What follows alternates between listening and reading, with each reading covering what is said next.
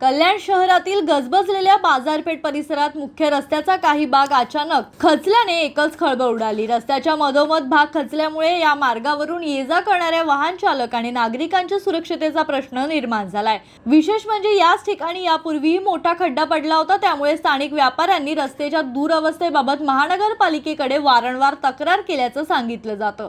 मात्र त्यानंतरही या समस्येवर कायमस्वरूपी तोडगा न काढण्यात आल्याने पुन्हा रस्ता खचल्याचं समोर आलंय। घटना समोर आल्यानंतर महानगरपालिका प्रशासनाने खबरदारीचा उपाय म्हणून खचलेल्या भोवती बॅरिकेड करून परिसर सुरक्षित करण्याचा प्रयत्न करण्यात आलाय। मात्र सध्या सुरू असलेल्या मुसळधार पावसामुळे रस्ता आणखी खचण्याची भीती व्यक्त केली जाते। या मार्गावर दिवसभर मोठ्या प्रमाणात वाहन आणि नागरिकांची वर्दळ असते, त्यामुळे रस्ता आणखी खचल्यास मोठी दुर्घटना घडण्याची शक्यता नाकारता येत नाही। त्यामुळे प्रशासनाने केवळ बॅरिकेडिंग न करता रस्त्याची तातडीने पाहणी करून कायमस्वरूपी दुरुस्ती करावी, अशी मागणी नागरिकांकडून आणि व्यापाऱ्यांकडून करण्यात येते। राहुल कांबळे, जनशक्ती, कल्याण।